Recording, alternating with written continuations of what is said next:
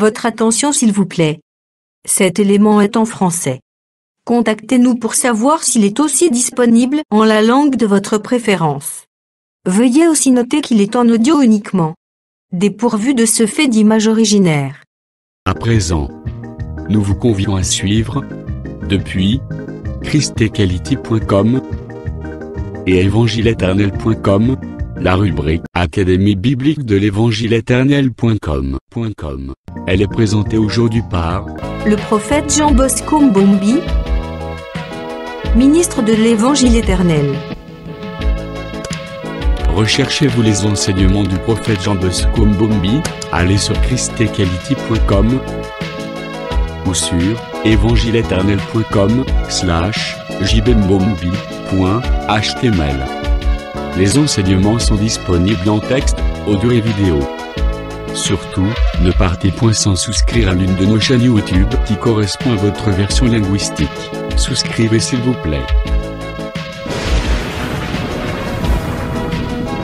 Bonne édification au nom de notre commun Seigneur et Dieu Jésus-Christ. Amen.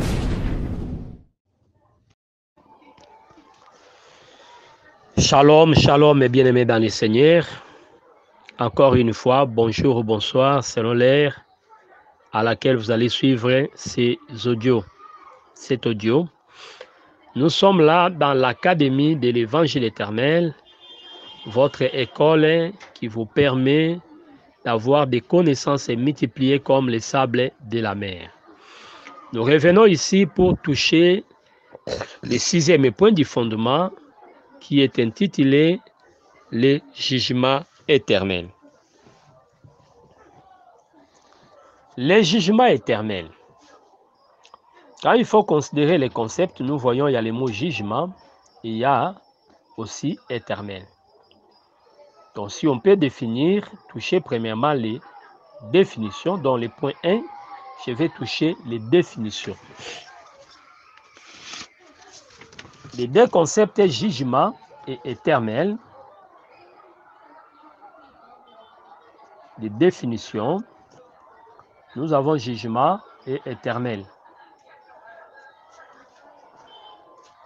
Quand on dit jugement, c'est la sentence qu'on donne après avoir écouté quelqu'un sur un fait. Donc lorsqu'on prononce sur un problème, une situation, ce qu'on donne comme sagesse, c'est ça qu'on appelle jugement. Donc c'est ce qu'on a prononcé sur une situation, sur un problème. Tout ce qu'on arrête, c'est ce qu'on appelle jugement. Jugement, c'est aussi un arrêté. Donc c'est ce que nous devons comprendre. Alors quand on dit éternel, c'est quelque chose qui ne peut être changé. Vous voyez, un jugement éternel, un jugement qui reste comme tel pour toujours.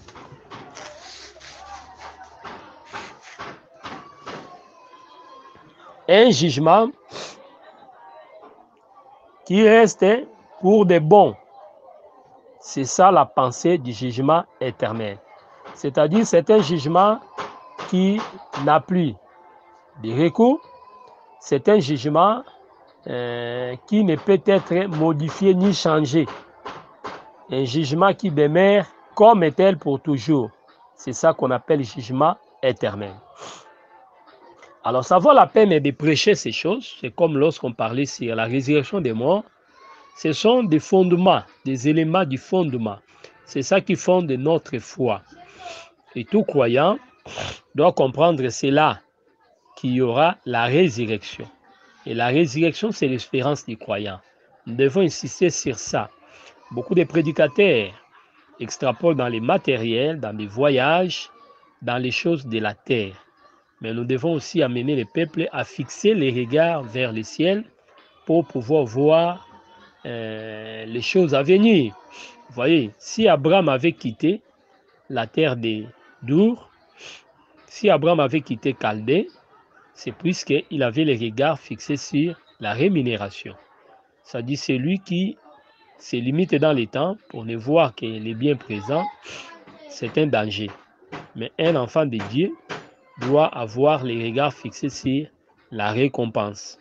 C'est pourquoi c'est de notre devoir, comme étant des prédicateurs, d'aider le peuple à comprendre ces choses, à comprendre qu'il y aura la résurrection, que ce corps peut être détruit par la maladie, peut être dérangé par des faiblesses de toute nature, mais si nous perdons ce corps terrestre, il y a un autre corps céleste qui est caché pour nous.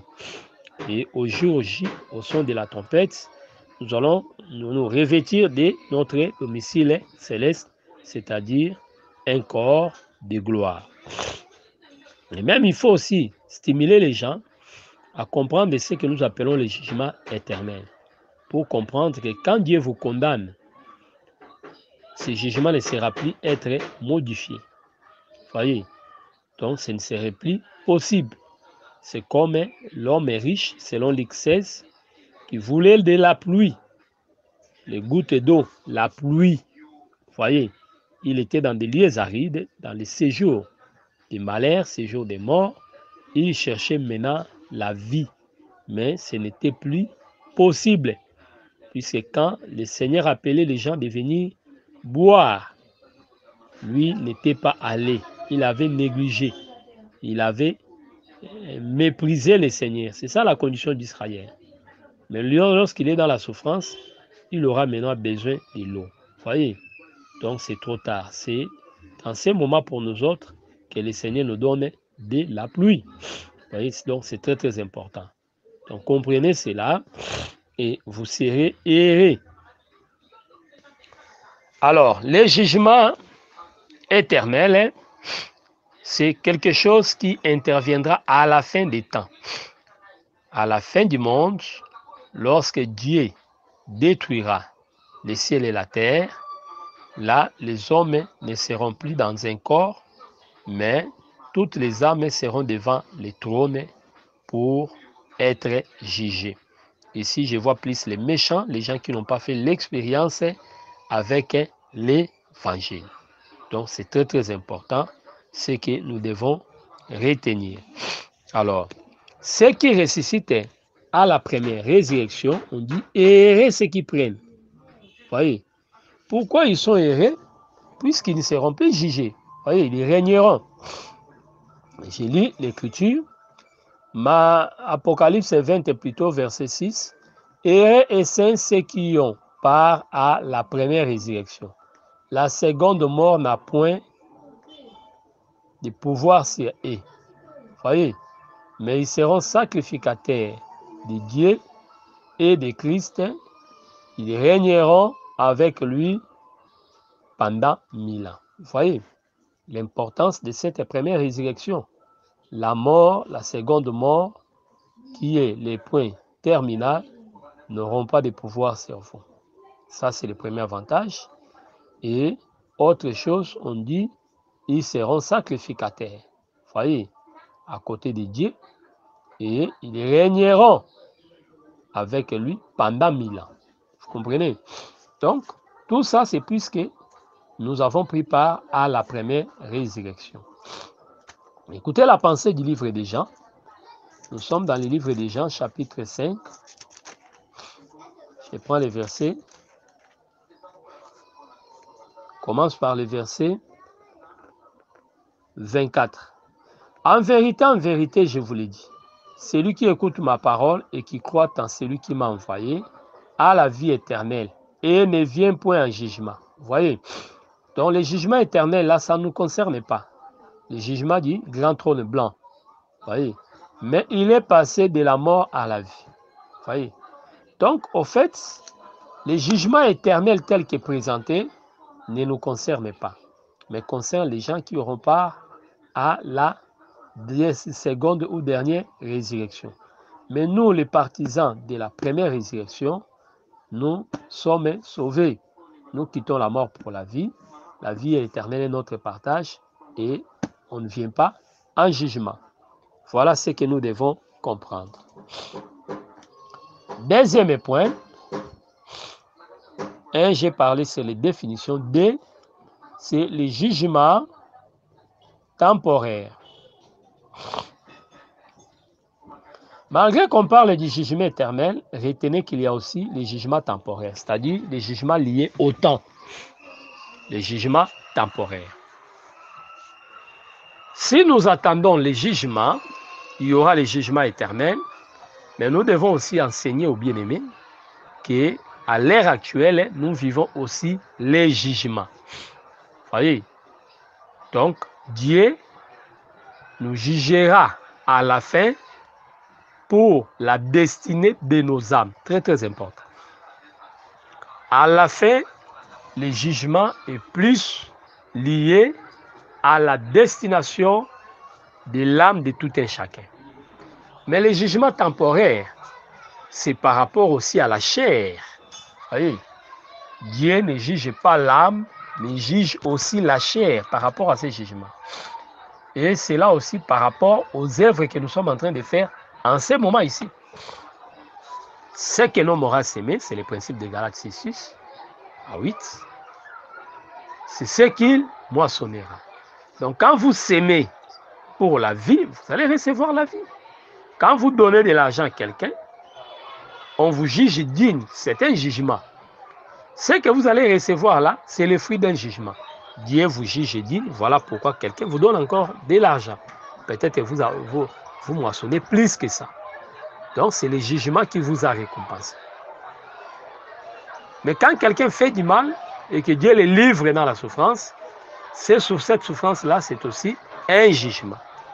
Donc c'est pourquoi ne voyez pas seulement les jugements par rapport à la colère à venir, comme disait Jean, qui vous a appris à fuir la colère à venir. Mais vous devez aussi retenir qu'il y a aussi les jugements pour ces temps-ci. C'est très très important. Donc il y a les jugements temporaires est aussi important. Et les jugements temporaires concernent et les justes et les méchants. Donc les jugements temporaires touchent les justes comme les méchants. C'est très très important. C'est pourquoi quand nous allons dans l'église, nous voyons aussi ces jugements-là. Et il faut comprendre que dans les jugements, il y a les jugements actuels qui touchent nous, les saints et les païens. C'est pourquoi Pierre dira que le jugement commence dans la maison de Dieu. Vous voyez, surtout nous qui sommes croyants, nous vivons aussi les jugements là. Je prends les livres.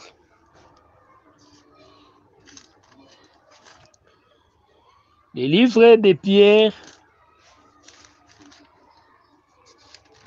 1 Pierre chapitre 4, le verset 17. Car c'est le moment où le jugement va commencer par la maison de Dieu. Or, si c'est par nous qu'il commence, quelle sera la fin de ceux qui n'obéissent pas à l'évangile? 1 Pierre 4, verset 17. Le jugement commence dans la maison de Dieu, c'est-à-dire, nous disons que le Seigneur commence à juger son peuple par la prédication. Voilà pourquoi Apocalypse présente le Seigneur comme étant le Fils de l'homme. Pourquoi il est Fils de l'homme? C'est pour juger les faux enseignants. Pourquoi il est Fils de l'homme? C'est pour juger les saints. Vous comprenez? Il est là comme Salomon pour nous juger. C'est là où nous disons que ceux qui ne sont pas jugés aujourd'hui seront jugés là-bas. Le jugement éternel les concerne. Voyez. Mais de l'autre côté, nous disons aussi que même si le jugement éternel concerne les païens, mais au temps actuel aussi, ils ont leur jugement. Nous voyons quelqu'un mourir du sida pour avoir dérangé une femme d'autrui, pour avoir vécu dans les désordres. Une femme mourir du sida pour avoir triché, vécu dans l'infidélité. Vous voyez, cette mort-là, pour nous, c'est tout un jugement. Dieu l'a jugé par rapport à ses péchés. C'est-à-dire, autant où nous sommes, le jugement actuel touche les corps. Vous voyez, c'est pourquoi Dieu disait lui-même, craignez celui qui peut tuer et les corps et l'âme. Vous comprenez? il touche les corps par les jugements actuels. Même Satan touche la chair par les jugements actuels. C'est ce que nous voyons dans la maison de Job. Job a été touché par rapport à sa chair, mais l'âme n'était pas touchée. Donc le diable a les pouvoirs sur les corps, Dieu aussi a les pouvoirs sur les corps. Mais lorsqu'il est question de l'âme, personne n'a les pouvoirs sur l'âme, sinon l'Éternel lui-même. Donc c'est là où nous disons que l'Éternel est plus grand que Satan. Et lui-même a dit, ne craignez pas celui qui peut tuer le corps, mais craignez celui qui peut tuer et le corps et l'âme. Voyez. Donc les jugements peuvent toucher la chair, c'est les jugements actuels que nous les chrétiens nous vivons par rapport à la parole. Dieu juge nos sentiments, Dieu nous frappe aussi pour les désobéissances. C'est là où Hébreu dira que si quelqu'un est exempté des châtiments, c'est un bâtard, c'est un enfant illégitime. Mais si vous êtes vraiment fils, sachez que vous avez part à la bénédiction, vous avez aussi part au jugement, au châtiment.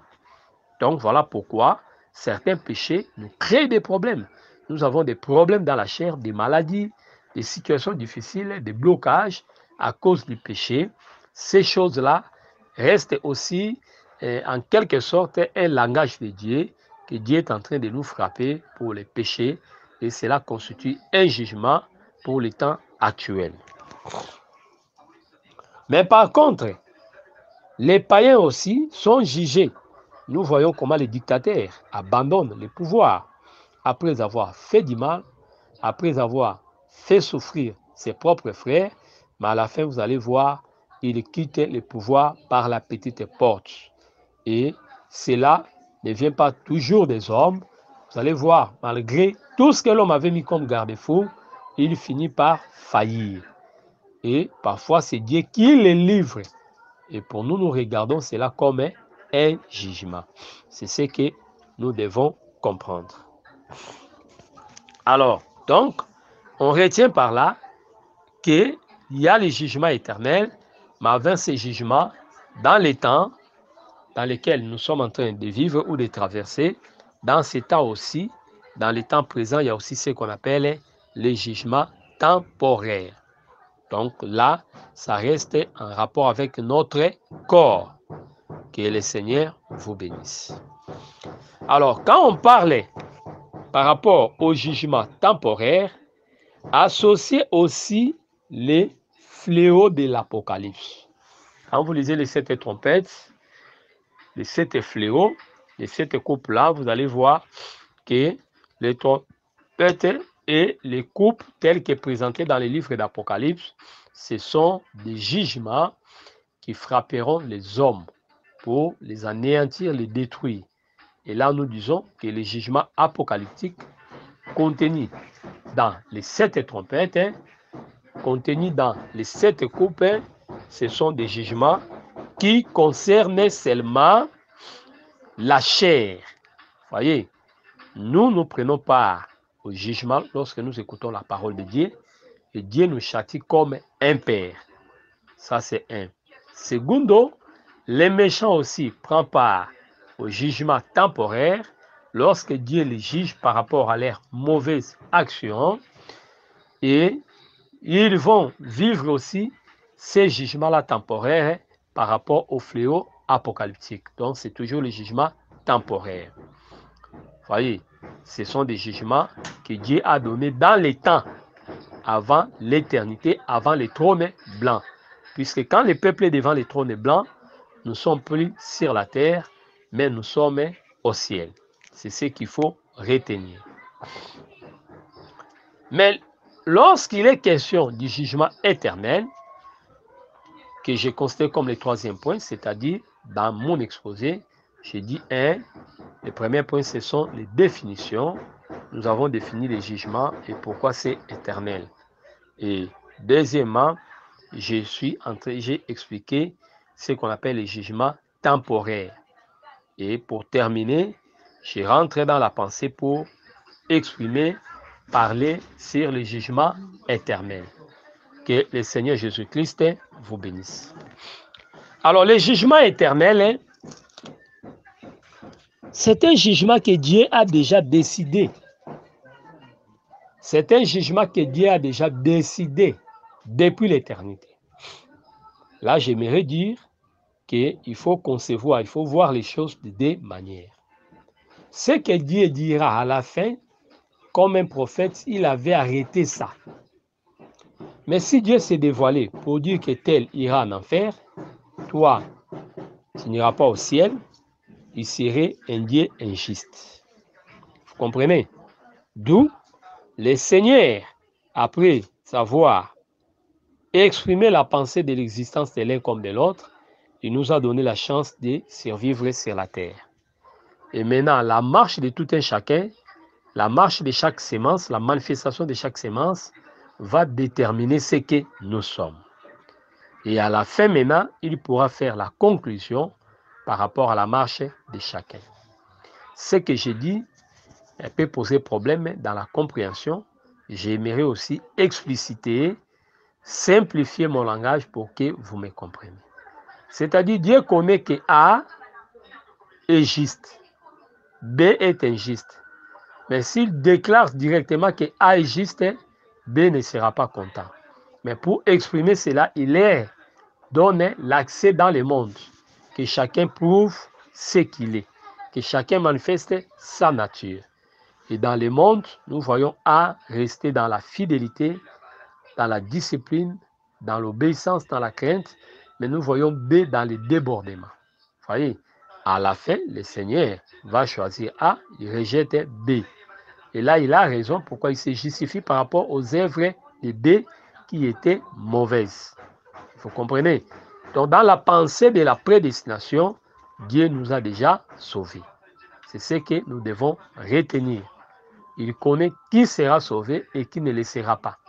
C'est pourquoi, au jour du jugement, selon Matthieu 7, 21, 22, il pourra dire à tous ces faux prédicateurs que je ne vous ai jamais connus. Vous voyez, ça, c'est-à-dire, c'est une connaissance par rapport à l'éternité. Je ne vous ai jamais connu. Vous voyez, donc, ce n'est pas quelque chose de présent, c'est quelque chose de passé. Alors, pour comprendre encore ce que je suis en train de dire, nous devons rentrer dans 2 Samuel, chapitre 18, où il est question de deux coureurs, c'est Achimat et Coushi. Les deux devaient courir pour annoncer la nouvelle de la mort d'Absalom. Donc, c'était la nouvelle qu'ils devaient porter. Mais Joab n'était pas d'avis qu'Achimat puisse courir.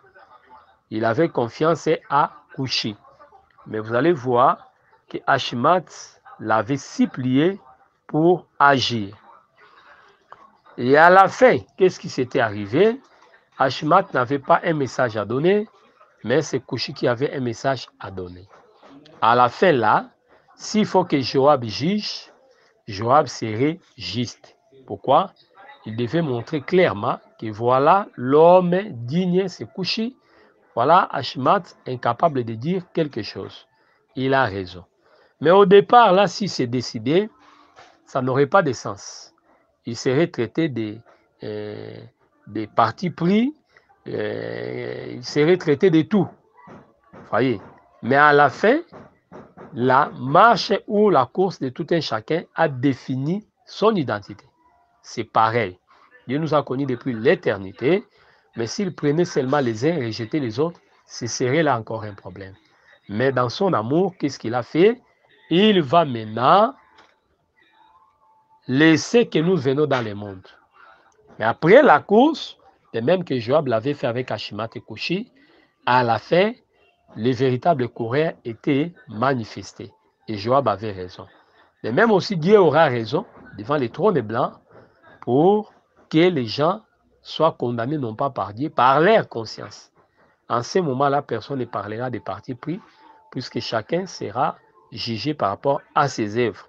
Et c'est la méchanceté des œuvres, de ses œuvres qu'il pourra se condamner lui-même. Que le Seigneur vous bénisse. Donc, le jugement éternel n'est que l'accomplissement de la pensée parfaite de Dieu qu'il avait au commencement. Vous voyez, il va exprimer ça à la fin pour que chacun soit positionné. Et comme la marche de chacun va aussi positionner tout un chacun de nous. Rien que par notre conduite, on serait disqualifié. Que le Seigneur vous bénisse. Alors revenons à nos moutons, à notre texte de base, notre texte essentiel. Je suis dans Apocalypse chapitre 20. On nous parle sur les jugements derniers. Écoutez ce que dit la parole de Dieu. Apocalypse 21, je commence par le verset 11 jusqu'au verset 15. Puis j'ai vu un grand livre, un grand trône blanc, et celui qui était assis dessus, la terre et le ciel s'enfuient devant sa face. Il ne fit plus trouver de place pour eux. Et j'ai vu les morts, les grands, les petits, qui se tenaient devant le trône. Ces morts-là, ce ne sont pas des corps, ce sont des âmes. Des livres furent ouverts, et notre livre fut ouvert, celui qui est le livre de vie. Et les morts furent jugés selon leurs œuvres, d'après ce qu'ils étaient écrits dans ces livres-là. Ne cherchez pas des livres avec des manuscrits, avec des papiers comme ça, non. Les livres-là, ce sont les âmes, la conscience de tout un chacun. C'est un livre. C'est-à-dire Dieu nous donnera la capacité de se souvenir. L'ouverture du livre signifie l'ouverture de l'intelligence par rapport à votre mémoire. Donc votre mémoire, c'est un livre. Voyez. Et la mémoire de Dieu aussi, c'est un livre. Voyez. Dans la mémoire, on voit les souvenirs. Quand Dieu dit réveiller ma mémoire, donc c'est-à-dire amener lui à se rappeler des souvenirs. Vous comprenez? Donc ne voyez pas des livres, il y aura des livres là-bas, on prend Jean Bosco, on ouvre là-bas. Non, il n'y a pas de livres comme ça au ciel. Les livres, c'est la pensée de Dieu. C'est pourquoi vous allez voir, Malachie 3,16 parle sur les livres des souvenirs. Les livres des souvenirs, Dieu se souvient de nous par rapport à sa pensée. Si vous êtes dans la mémoire de Dieu, il se souvient de vous. Donc sa pensée là, sa mémoire, c'est ça les livres. C'est très très important. Donc les livres sont des personnes qui seront devant. Et il y a un autre livre, ça c'est la mémoire de Dieu, ou c'est Christ. Donc quand on parle des livres, retenez aussi, il n'y a pas plusieurs livres comme les gens les pensent. De même que j'avais découragé les gens la fois passée, en disant que lorsqu'on parle sur les couronnes, il n'est pas question des couronnes comme ça physiques. Vous avez des couronnes faites je ne sais de quelle matière en or, des couronnes, 3, 4 couronnes incorruptibles, couronnes de gloire, couronnes de vie. Donc vous avez 5 couronnes là. Ce n'est pas ça. Ça c'est de l'utopie. La couronne représente seulement la récompense. Or, notre récompense, c'est le Seigneur Jésus-Christ. Donc, il n'y a pas plusieurs couronnes, il y a une seule couronne qui est le Seigneur lui-même. Donc, voilà ce que nous devons retenir avec la pensée sur les couronnes. De même, ce qui concerne les livres, vous allez voir qu'il y a des livres évoqués. Par exemple, les livres de vie évoqués par Moïse, Exode 32, lorsqu'il pouvait prier, que si tel est le cas, effacez-moi dans les livres. Nous sommes dans Exode chapitre 32. Vous allez voir, il est question des livres. Exode chapitre 32, Moïse demandait qu'il soit ôté, effacé dans les livres.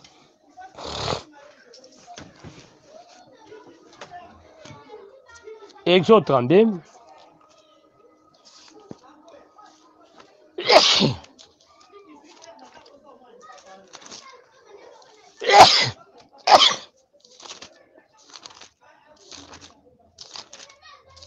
Exode 32.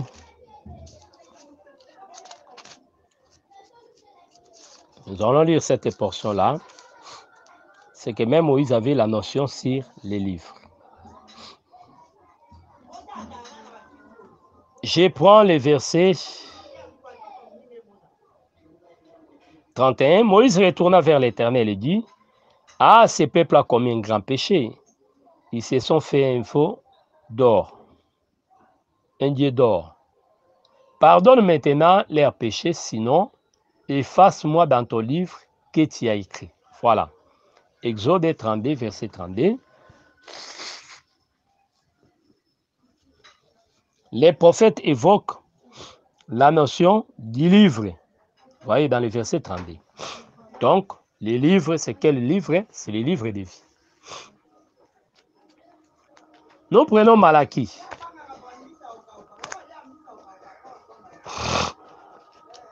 Malachie également, supportez-moi mes frères, les rhinites allergiques me dérangent vraiment. C'est de nous supporter. Nous avons la congestion nasale. Parfois, il faut faire ces mouvements pour voir une bonne respiration. Malachie 3,16. Alors, ceux qui craignaient l'Éternel, c'est parlèrent l'un à l'autre. L'Éternel fit attentif et il écouta. Et un livre de souvenirs fut écrit devant lui pour ceux qui les craignent. Vous voyez, les livres de souvenirs. Ça dit, quand on dit un livre dans l'Apocalypse là-bas, il est question des livres de souvenirs. C'est ça que nous appelons aussi les livres de vie. Très, très important. Donc, ne nous amenez pas dans un terrain où il y a 5 livres. Non. Il y a un seul livre, c'est les livres de vie. Apocalypse chapitre 13. Écoutez ce que dit la Bible. Nous lisons les versets 8. Et nous, tous les habitants de la terre, l'admirent, c'est dont le nom n'a pas écrit dès la fondation du monde dans les livres de vie de l'agneau qui a été immolé. Vous voyez, Apocalypse 20 parle sur les livres de vie.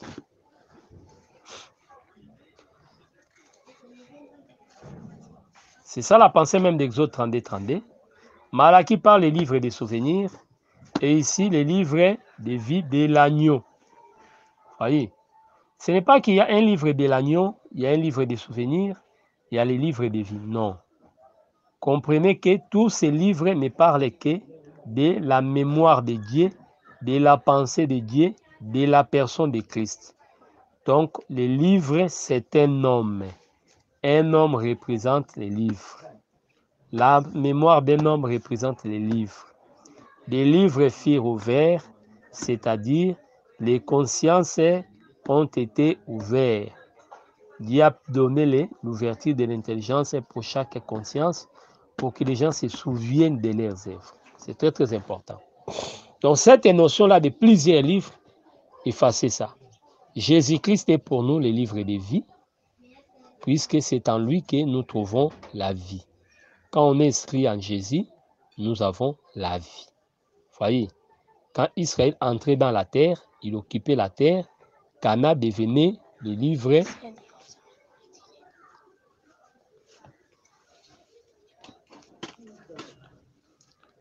Vous allez comprendre que lorsque nous parlons sur les livres de vie, il est question de la vie que le Seigneur nous a donnée en lui. Donc quand Israël était inscrit à entrer dans la terre, se trouvait dans cette terre, Israël était inscrit dans les livres. Vous voyez? Donc Cana était un livre. Vous voyez?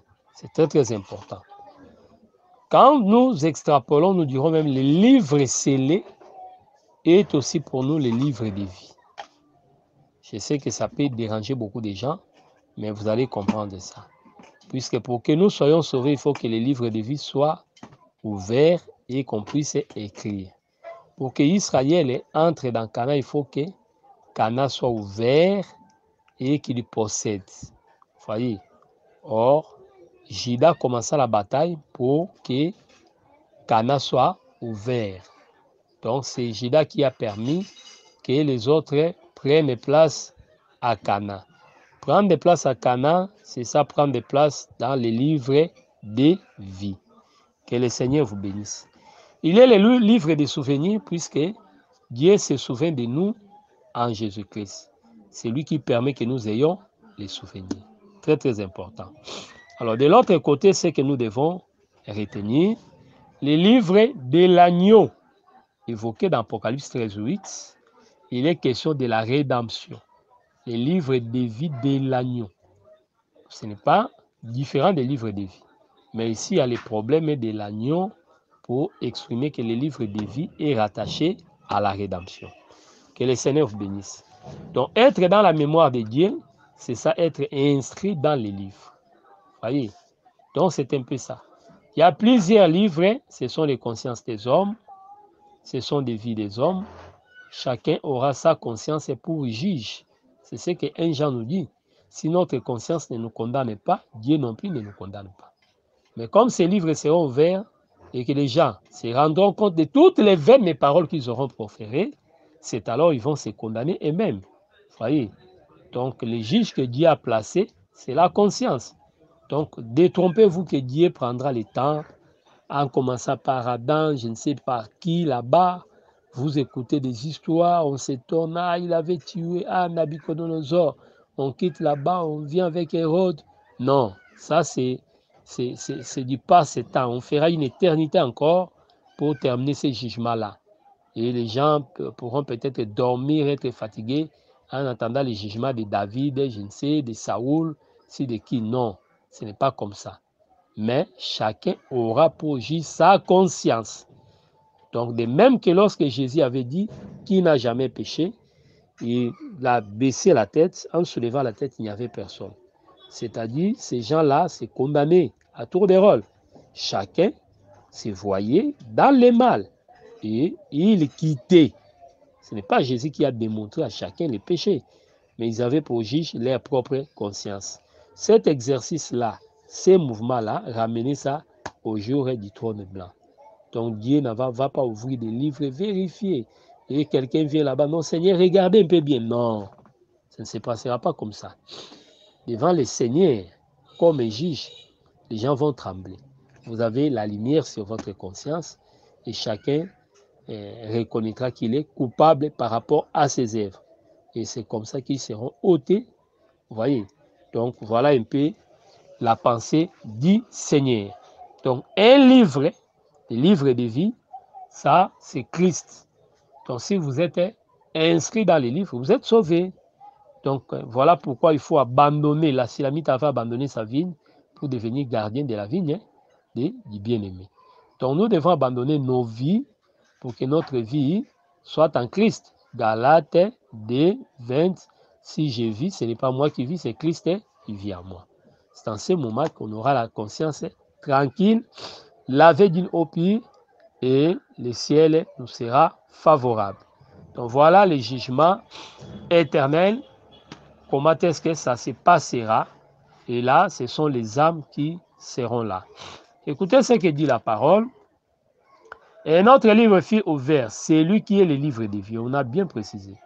Et les morts furent jugés selon leurs œuvres. Vous voyez, les œuvres là se trouvent dans des livres là au pluriel. D'après ce qui est écrit dans ces livres, vous voyez plusieurs livres.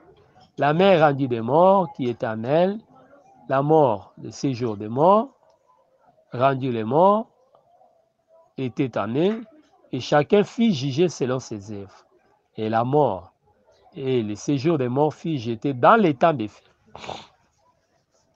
Ici, la mort et le séjour des morts, nous savons la mort. La mort, c'est avant tout Satan.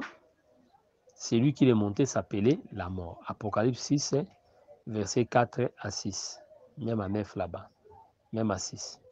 C'est lui qui est monté s'appelait la mort. Vous voyez, la mort et le séjour des morts, qui l'a accompagné, les deux seront détruits. C'est la destruction. Donc, le séjour des morts dans l'affaire pour aller faire quoi? Ça veut montrer seulement que la mort n'existera plus, puisque la mort existait, puisqu'il était accompagné du séjour des morts. Et la mort et le séjour des morts seront détruits. Donc, les gens ne vont plus mourir. C'est ça la pensée. Vous voyez? Et après, tous ceux qui ne seront pas inscrits dans les livres seront aussi jetés dans les temps des faits. Vous voyez? Donc là, nous disons, ce qu'on appelle les temps des faits, c'est ce que communément on appelle l'enfer. Mais à vrai dire, ce n'est pas comme ça. Vous voyez? Donc, le séjour des morts est abusivement appelé aussi l'enfer. Mais les tourments donnés par Dieu des temps des faits, ce n'est pas l'enfer, ce n'est pas le séjour des morts. Mais ici, les temps des faits, c'est plus que ces choses-là. Aujourd'hui, le séjour des morts existe. Le séjour des morts garde ceux qui sont morts. Hors l'évangile, ils sont là. Voyez. Mais les justes sont dans ces séjours des saints, appelés les saints d'Abraham. Donc, souvenez-vous de Luc 16 et vous aurez la lumière. Donc là, nous disons que la mort sera jetée, c'est-à-dire la mort n'existera plus. Dieu va les détruire. Voyez. Et le temps des faits, c'est une réalité. L'effet là n'est pas physique et spirituel, puisque les âmes sont spirituelles. Donc, craignez le Seigneur, puisque ces choses sont vraies, sont certaines. Vous n'échapperez pas si vous restez dans la méchanceté. Voilà ce que nous devons retenir. Donc, ici, Dieu va condamner les méchants et ils seront détruits. Mais remarquez, la Bible parle sur souffrir de la seconde mort. C'est-à-dire, quand les gens seront jetés dans les temps des faits, cela ne signifie pas on les jette, ils sont morts. Non. Il y a d'abord la souffrance.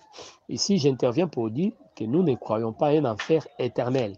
Si les gens sont là, en train de brûler matin, midi, soir, c'est qu'ils ont la vie éternelle, mais en enfer, puisqu'ils sont éternels. Mais il faut retenir que la vie éternelle ne se trouve qu'en Jésus-Christ dans l'évangile. Si tu crois l'évangile, vous avez la vie éternelle. Mais si vous ne croyez pas l'évangile, il n'y a pas de vie éternelle.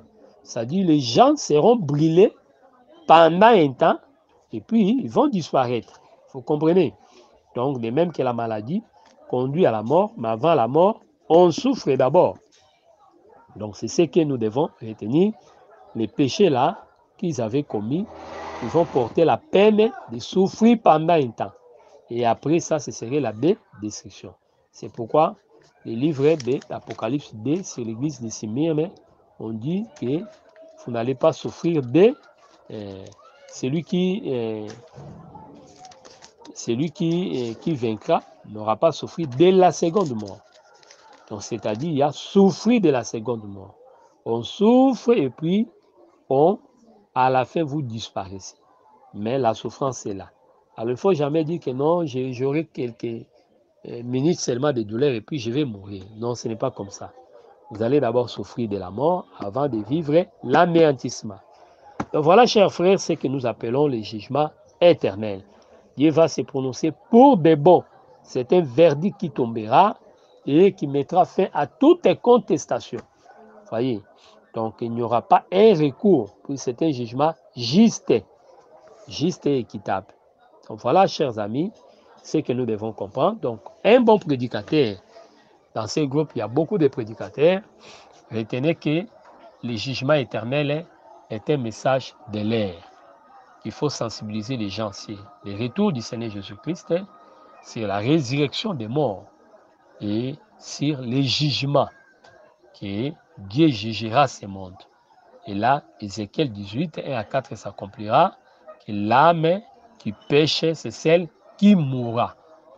Que le Seigneur Jésus-Christ vous bénisse. C'était le vôtre, le prophète Jean Bosco, Kinshasa RDC. Notre contact est coordonné plus 243 89 541 88 90. Que le Seigneur Jésus-Christ vous bénisse.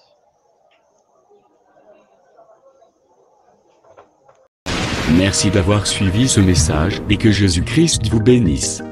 Si vous avez une question à l'intention de l'homme de Dieu, si vous voulez que l'homme de Dieu prie pour vous, si vous voulez vous confier à l'homme de Dieu, ou si vous voulez tout simplement bénir l'homme de Dieu, contactez-le directement si ses coordonnées sont disponibles depuis sa page. Sinon, contactez-nous et nous lui transmettrons vos préoccupations. N'oubliez pas de faire un tour à notre page évangélisation pour voir en quoi vous pouvez vous rendre utile à Christ par cette œuvre. Que Dieu vous bénisse tous. Amen. ChristQuality.com. Les cieux en un clic de la souris. Évangile-éternel.com, le site de l'évangile éternel. Christ Equality Fondation, équilibrer la manne ramassée dans le désert de sorte que chacun ait un maire.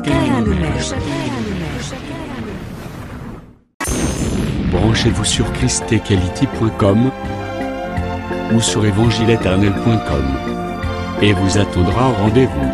La radio mondiale évangile-éternel.com, enseignement non-stop. La télé prophétique, évangile-éternel.com TV.